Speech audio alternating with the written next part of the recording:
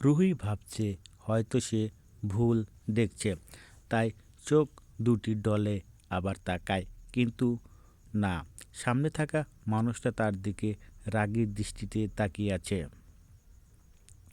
রুহি বিড়বিড় করে বলে, লা হাওলা ওয়া কুওয়া ইল্লা বিল্লাহি আজুল আলিম।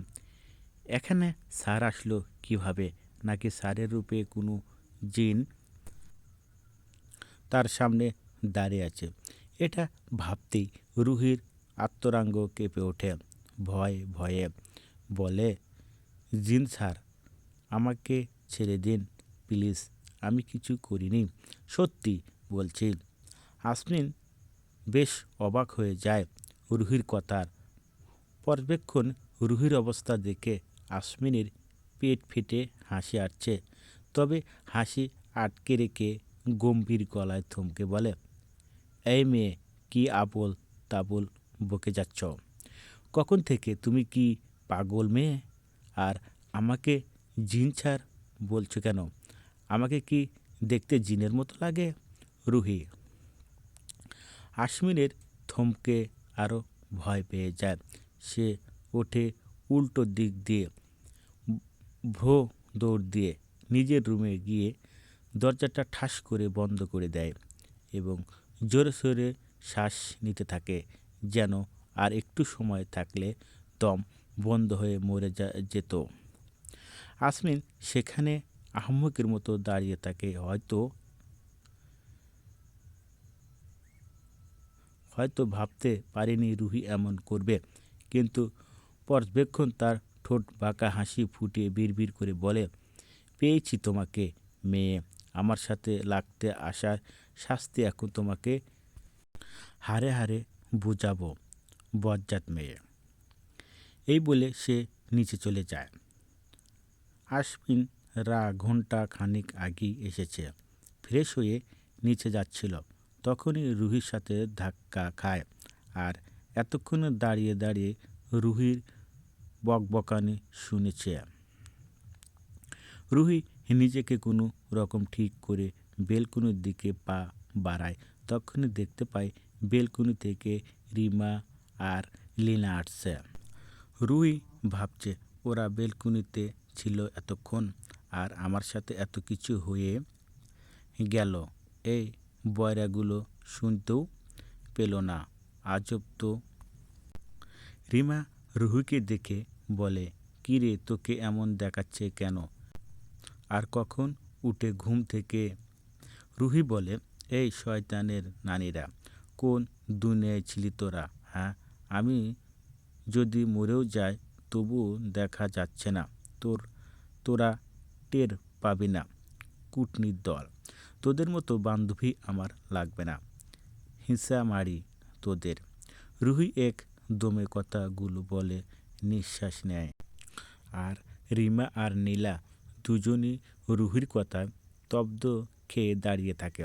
তারা বুঝে পাচ্ছে না রুহি এমন কেন করছে, কেন হঠাৎ। তক্ষুনি রুহির মা আয়শা বেগম রুমে ঢোকে আর বলে, এই যে মা জননীরা, খেতে চলুন, সবাই অপেক্ষা করছে। এই বলে উনি বেরিয়ে যান, আর ওনার পিছু পিছু ওরা তিনজনও যায়। এবার নীলা বলে, এই রুহি, তুই এমন করছিস কেন? কি হয়েছে একটু বলবি? রুহি বলে, আমি নিজেও জানি না কি হয়েছে, আমার মনে হচ্ছে এই বাড়িতে জিন আছে। নীলা চিল্লায় বলে, কি বলছিস তুই? বোন, এমন কথা বলিস না, তুই তো জানিস আমি এসবে কতটা ভয় পাই। রিমা বলে, আরে মেরি মা, আস্তে চিল্লা। আর রুহি, তুই কি বলছিস? মাথা ঠিক আছে তোর? ওরে কথা বলতে বলতে নিচে নেমে আসে। রিমা আর নীলা সামনে টেবিলের দিকে তাকায়া আসমিনকে দেখে, যেন তারা একটা ঝটকা খায়। রিমা রুহিকে আস্তে আস্তে বলে, কি রুহি স্যার এখানে কেন রে? রিমার কথায় রুহিও তাকায় সেদিকে, দেখে রিশানের সাথে হেসে হেসে কথা বলছে। রুহি বুঝতে পারে এটা জিন নয়, বড় বাস্তব।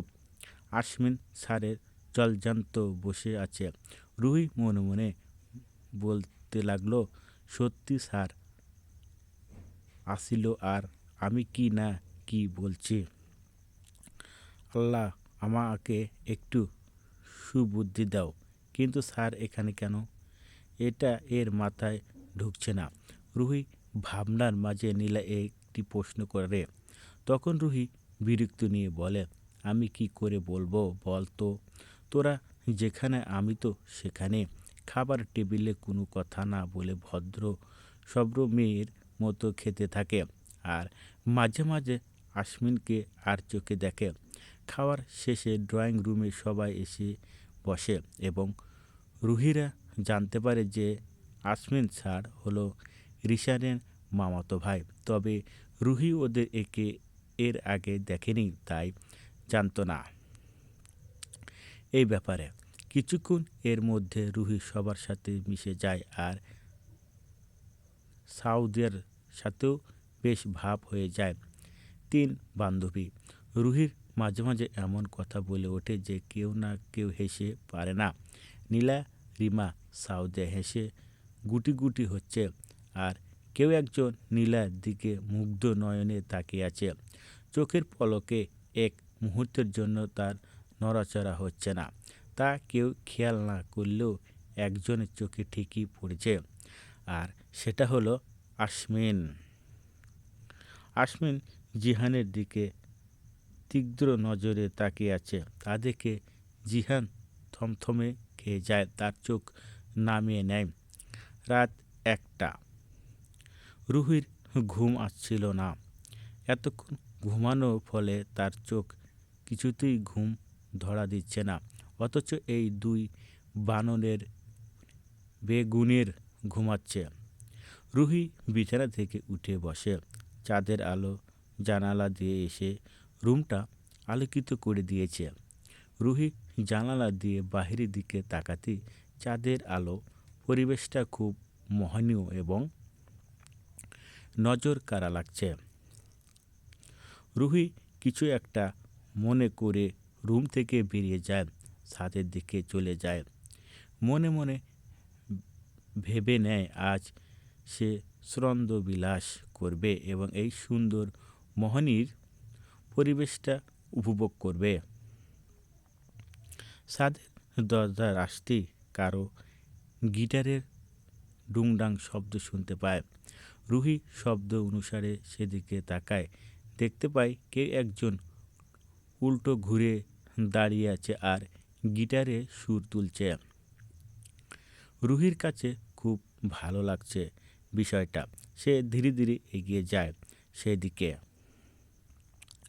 তখনই এক সরেল কণ্ঠে গেয়ে ওঠে, তুই কবে যে বুঝবি বল এই পাগল মনের উতাল পাতাল। হলো বানজারা বানজারা, হলো বানজারা বানজারা। এই মন তোর পথে পথ চেয়ে আমি আছি সারাক্ষণ। জানি না কিভাবে মনেরই শাক মিশে গেলি তুই। দিলি না যে ছায়া হলিয়ে আলিয়া তবুও ভাবে সুই। এই জীবন মরুতে তোকে খুঁজে 2 নয়ন। হলো বানজারা বানজারা, হলো বানজারা বানজারা। এই মন এতক্ষণ রুহি খুব মুগ্ধ হয়ে গানটা শুনছিল। রুহির মনে কেমন অনুভূতি, এক ফিলিং হচ্ছে, এক অজানা ভালো লাগা কাজ করছে। কিন্তু রুহির ভালো লাগার এক বালতি পানি ঢেলে আসমিনকে এক ধমক দিয়ে বলে ওঠে, এই মেয়ে এত রাতে এখানে কি করছ? রুমে যাও। রুহি আসমিনকে ধমকে কেঁপে ওঠে আর ভয় পেয়ে যায়। আর এক মুহূর্তে না দাঁড়িয়ে ছাদ থেকে ধূপধাপ কেটে নেমে আসে আর মনে মনে আসমিনের 14 গোষ্ঠী উদ্ধার করতে থাকে। শয়তানের বজ্জাত অ্যানাকোন্ডা বাদামের নাতি সবসময় শুধু ধমকের উপর রাখে। ধমক ছাড়া মনে হয় তার মুখে দিয়ে মিষ্টি কথা বের হয় না। জন্মের সময় মনে হয় মধু পরিবর্তে তিতা কল্লার রস ওর মুখে ঢেলে দিয়েছিল। টেবিলে একটা তোর কপালে বই নেই থাকলে বিবাহত বিবাহিত 50 বছরের মহিলা হবে তোর বউ, এই আমি অভিশাপ দিলাম। এদিকে আসমিন আকাশের দিকে তাকিয়ে আনমনে বলে, হাজার নারী ভিড়ে শুধু তোমাকেই খুঁজে নিয়েছি আমার এই মনে চিরকালে তরে, শুধু তোমাকেই দিয়েছি মায়াবতী। বিয়ের আরও 4 দিন বাকি, যা কাজ আছে তা তো বড়রাই সামলাবে, আর ছোটরা এরা তো আনন্দ হয় হুল্লার সময় কেটে যায়, কাজ করবে কখন? আর এরাই বা আর কি কাজ করবে? আর যেখানে রুহি আছে সেখানে কাজের পরিবর্তে অকাজটাই বেশি হবে। রুহি, রিমা, নীলা আর কয়েকটা মেয়ে রুমে বসে আড্ডা দিচ্ছিল। তখনই হঠাৎ রুহি বলে ওঠে, চল আমরা ঝিলিকের কাছে যাই, একটু ঘুরে আসা যাবে, সময়টাও কেটে যাবে। সবাই রাজি হয়ে যায়। রুহির নানু বাড়িটা কিছুটা গ্রাম্য এলাকায়, ভীষণ সুন্দর এলাকাটা। গ্রামের প্রকৃতির দৃশ্য নজর কাড়া। রুহি, রিমা, নীলা, সাদিয়া আর রিশা আরও কয়েকটা মেয়ে মিলে রুম থেকে বের হয়ে ঝিলের যাওয়ার জন্য রেশনের বোন রুহির সময়সী সবগুলোকে একসাথে আসতে দেখে রুহির মামনোয়ারা বেগম বলেন, কি রে তোরা এমন দল বেঁধে কোথায় যাচ্ছিস? মনে হচ্ছে যুদ্ধে যাত্রা রওনা হচ্ছিস। রুহি তার মামিকে জড়িয়ে ধরে বলে, মামি আমরা একটু ঝিলের কাছে যাব ঘুরে আসতে। ঝিলের কথা শুনি আয়েশা বেগম বলে উঠলেন, একদম না, তোরা ওখানে যাবি না। রুহি মায়ের দিকে ভ্রু কুঁচকে তাকিয়ে বলে, কেন যাব না মা? এবার রুহির মা কিছুটা গম্ভীর স্বরে বলে, উঠে তুই এখানে গিয়ে একদম স্থির থাকবি না। আমি জানি কখন লাফাতে লাফাতে ঝিলের পানিতে পড়ে যাবি নিজেও বুঝতে পারবি না। আর তুই সাঁতারও জানিস না, এর চেয়ে বরং না যাওয়াই ভালো। শুরু হয়ে যায় রুহির মেলোডো ন্যাংনো কান্না। করতে করতে বলে, মা একটু যাই দেখি, আমি একদম দুষ্টুমি করব না, আর লাফালাফি তো করবই না, প্লিজ মা। রুহিকে এভাবে বলতে দেখে মনোয়ারা বেগম বলেন, তুমি আর না করো না আপা, যাকে একটু ঘুরে আসুক, এতে সবার ভালো লাগবে। আর রুহিকে উদ্দেশ্য করে বলে, রুহি মামুনি তুমি একদম দুষ্টুমি করবা না, বুঝেছ? রুহির মাথা নাড়ায়, মানে সে বুঝছে। প্যাস আর পা কে দৌড়ে বেরিয়ে যা বাড়ি থেকে। পিছু পিছু অন্যরাও যায়। পিছন থেকে মনোয়ারা বেগম রিশাকে উদ্দেশ্য করে বলে, ওঠে রুহিকে দেখে রাখতে। রুহিরা যাওয়া প্রায় 30 মিনিট পর আসমিন আর রিশান বাড়ি আসে। তারা একটা কাজের বাইরে গিয়েছিল, এখন এসেছে। আসমিন বাড়িতে ঢুকে দেখে কেমন এক অনুভূতি, নীরবতা সে আছে, কোনো হইহুল্লা কথাবার্তা শব্দ পাচ্ছে না। আসমিন মনে মনে ভাবে, কি ব্যাপার, বাড়িটা এত নীরব লাগছে কেন?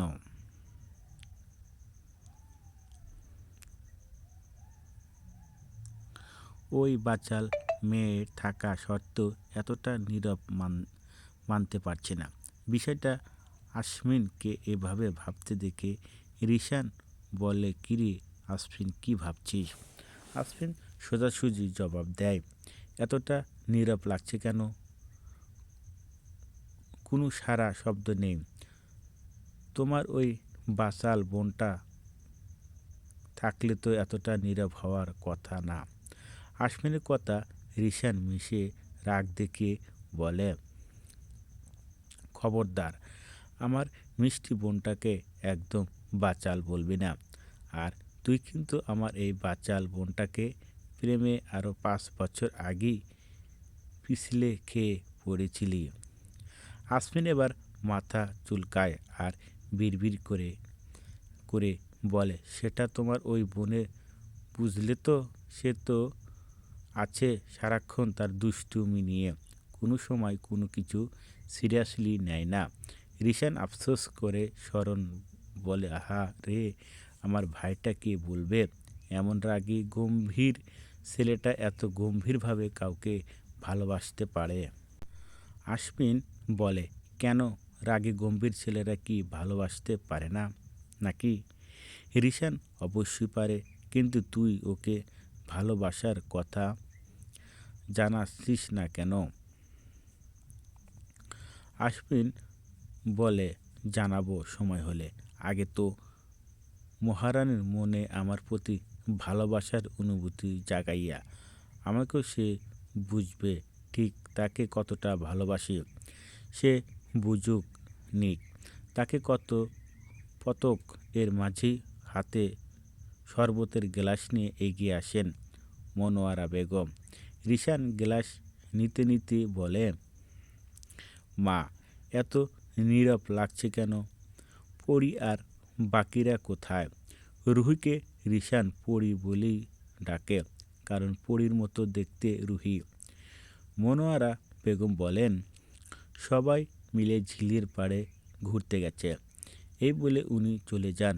মনোয়ারা বেগম যাওয়ার সাথে সাথেই আসমান দাঁড়িয়ে যায় এবং আসমানিককে বলে, ভাইয়া, আমি যাচ্ছি, তুমি চাইলে আসতে পারো। রিশান বুঝতে পারে আসমিনের এমন করার কারণ। সেও আসমিনের পিছু পিছু যায়। আর যেতে যেতে মনে পড়ে, রিশান পরির, আজ তোর কপালে দুঃখ আছে, যে সেই দুঃখ না, একদম ঠাটা পড়া দুঃখ। রুহিরা ঝিলের কাছে এসে পৌঁছায়। রিমা কখনো ফোন দিয়ে সেলফি তুলছে, আবার কখনো গুনগুনিয়ে গান গাইছে। নীলা আশেপাশে দেখছে ঘুরে ঘুরে, আর রুহি বক বক করিয়া যাচ্ছে। হঠাৎ ঝিলের পাশে একটা নৌকা রাখা, তা দেখে খুশিতে মাকে দেওয়ার কথা ভুলে দৌড়ে নৌকার কাছে যায়। তা দেখে রিশা বলে ওঠে, রুহি, সাবধানে পড়ে যাবি। আর ওখানে কেন যাচ্ছিস? ফুপি কিন্তু নিষেধ করেছিল এমন দৌড়াদৌড়ি না করতে। কেন শুনে কার কথা? রুহির মতো নৌকা গিয়ে ওঠে, একদম নৌকার মাথায় গিয়ে পা ঝুলিয়ে বসে। রিশা নীলা গিয়ে দাঁড়ায় নৌকার কাছে আর বলে, প্লিজ বোন, তুই নেমে আয়, অসাবধানতার পড়ে যাবি। তোর নৌকা ওঠার শখ থাকলে পরে উঠিস। রিশান ভাইকে নিয়ে আসবো নে আর একবার, কিন্তু রুহি শুনছে না। সে পানিতে পা ভিজাচ্ছে। কখন হাত দিয়ে পানি নিয়ে রিশানদের দিকে ছিটিয়ে দিচ্ছে রিশা আর নীরা। না পেরে অবশেষে গিয়ে গাছতলায় বসে। রিশান আর আসমির কিছু সময়ের মধ্যে এসে পৌঁছায় রুহিদের কাছে। আশেপাশে রুহিকে না দেখে রিমাকে জিজ্ঞাইয়া, রুহি কোথায়? রিমা আঙ্গুলে তাক করে দেখিয়ে দেয়। আসমিন তাকে দেখে রুহি নৌকার মাঝে বসে পানিতে পা ভিজিয়ে রেখেছে। তা দেখে আসমিনের রাগে মাথা ফেটে যাওয়ার উপক্রম। এই মেয়ে চিন্তা সে পাগল প্রায়, আর এই মেয়ে তার চিন্তাকে আরও দ্বিগুণ বাড়িয়ে, কোথায় বসে আছো দেখো। আসমিন রেগে সেদিকে এগিয়ে যায়। রিমা তাকিয়ে থাকে। সে বুঝতে পারছে না আসমিনের হঠাৎ রেগে যাওয়ার কারণ। আসমিন রুহিকে থমকে বলে ওঠে, এই মেয়ে, তুমি ওখানে বসে আছো কেন? তাড়াতাড়ি নেমে আসো বলছি, নয়তো ভালো হবে না। রুহি তেরামি করে বলে, নামবো না। কি করবেন আপনি? এটা আপনার কলেজ না যে আমাকে শাসন করবেন, আর না এখন আমি আপনার স্টুডেন্ট। এই বলে মুখ ফিরিয়ে নেয়। আসমিন কাচু না বলে নৌকা উঠে আস্তে আস্তে এগিয়ে যায় রুহির দিকে। গিয়ে রুহিকে হঠাৎ কোলে তুলে নেয়। রুহি চমকে যায়, দেখে আসমিন তাকে কোলে নিয়েছে। তা দেখে রুহির চোখ বেরিয়ে আসার উপক্রম। এটা সে কি দেখছে? রুহি এবার অবগতা রেশ কাটিয়ে বলে, উঠে এসব কি অসভ্য স্যার, আমার কোলে নিয়েছে কেন? নামান আমাকে। অসভ্য বোধ লোক। কিন্তু আসমিন ছাড়ে না, উল্টো আরও শক্ত করে ধরে আর বলে, বেশি কথা বললে একদম ঝিলের পানিতে ফেলে দেব বলে দিলাম। রুহি এবার ভয়ে আসমিনের শার্টে কলার চেপে ধরে। তা দেখে আসমির বাঁকা হাসে। আসমির খুব সাবধানে রুহিকে নিয়ে নৌকা থেকে নেমে আসে আর কোল থেকে নামে ঠাস করে একটা থাপ্পড় বসিয়ে দেয় রুহির গালে। থাপ্পড় খেয়ে রুহি স্তব্ধ খেয়ে দাঁড়িয়ে থাকে, আর সাথে বাকিরাও, কারণ তাদের বোধগম্য হলো না রুহিকে থাপ্পড় কেন দিল। এই মেয়ে, সমস্যা কি তোমার? হ্যাঁ, তুমি ওইখানে কেন গিয়ে বসেছিলে? যদি পড়ে যেতে তখন কি হতো? হ্যাঁ, সবসময় তোমার ফাজলামো না করলে চলে না, তাই না? এই বলে হাত মুখ বন্ধ করে অন্যদিকে মুখ ঘুরিয়ে নেয়। রুহি এতে জোরে থাপ্পড়ের এর আগে কখনো খায়নি। গালটা যেন জ্বলে যাচ্ছে রুহির। রিশান রুহির কাছে এসে বলে, তুই তো সাঁতার জানিস না, পড়ি। যদি পড়ে যেতি তাহলে কি হতো বলতো? এই বলে রুহিকে জড়িয়ে ধরে রুহি রিশানের আদরে ছোট্ট ঠোঁট উল্টে বাচ্চাদের মতো কান্না করে দেয়। আসমিন আর চোখে তা দেখে। তারও খুব কষ্ট হচ্ছে রুহিকে কান্না করতে দেখে, কিন্তু তারও মাথার রাগ উঠে গিয়েছিল। রুহিকে ওই অবস্থায় দেখে রুহির ফর্সা গালটা লাল হয়ে গেছে। রিমা সন্দিহান দৃষ্টিতে তাকিয়ে থাকে আসমিনের দিকে। রিমা মনে মনে বলছিল কিছুটা একটা গড়বড় আছে, নয়তো স্যার কেন রুহির জন্য এত অস্থির হয়েছিল ওইখানে দেখে। আর রুহি সাঁতার জানে না, এটা স্যার কি করে জানল? কি চলছে স্যারের মাঝে?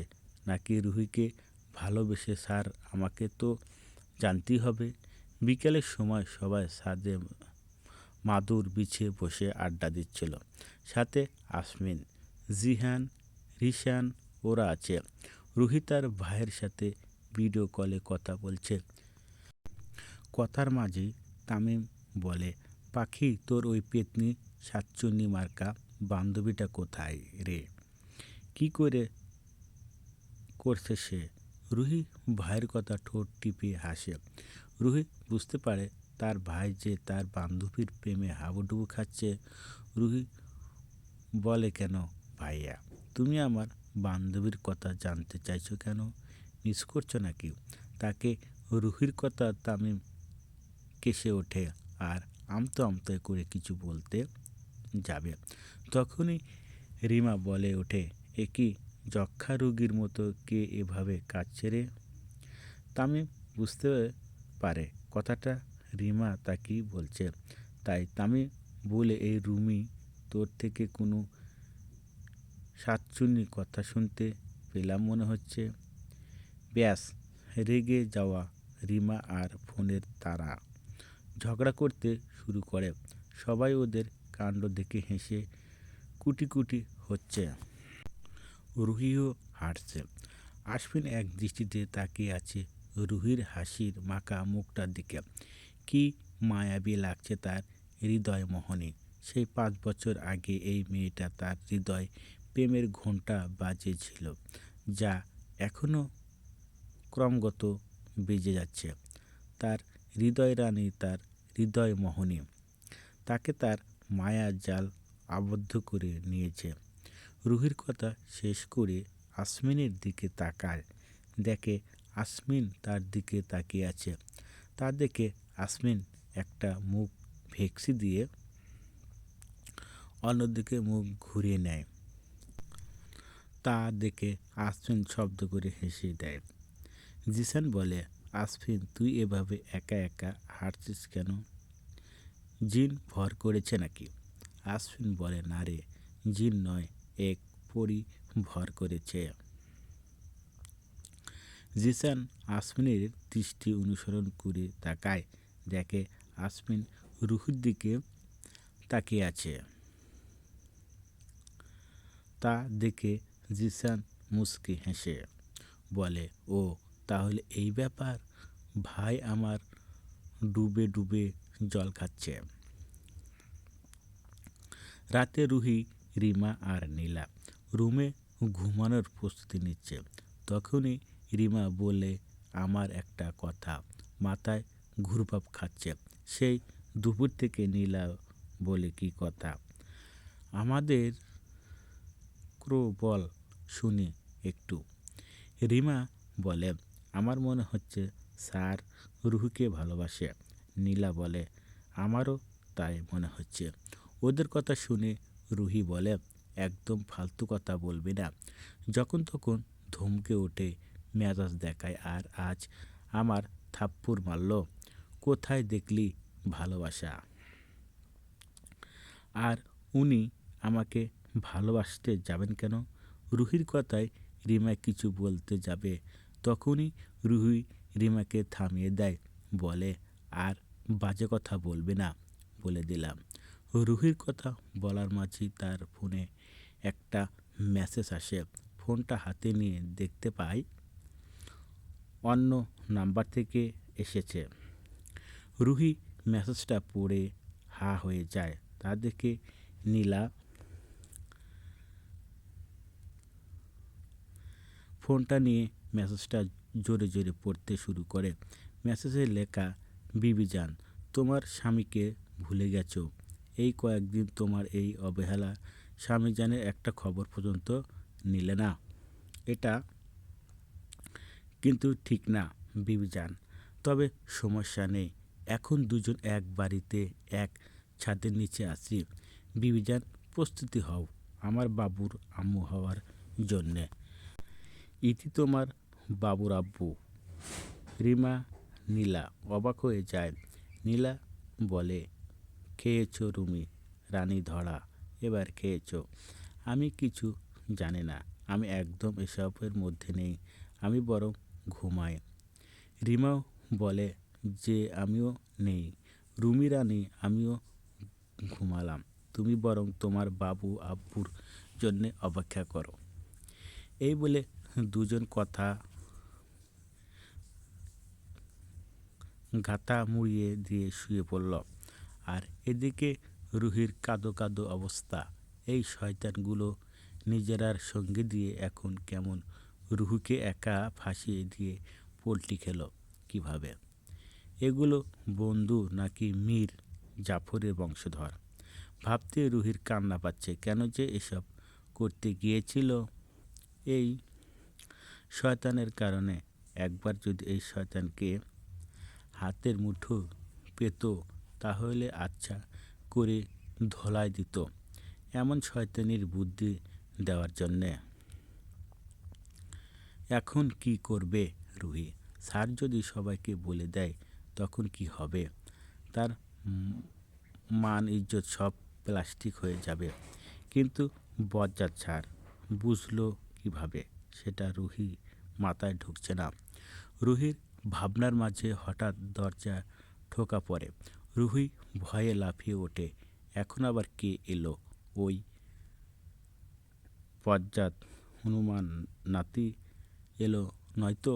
রুহি ভয়ে রীতিমতো কাঁপাকাঁপি শুরু করে দিয়েছে। রুহি ভাবল দরজা খুলবে না, কিন্তু আবারও দরজায় ঠোকা পড়ে।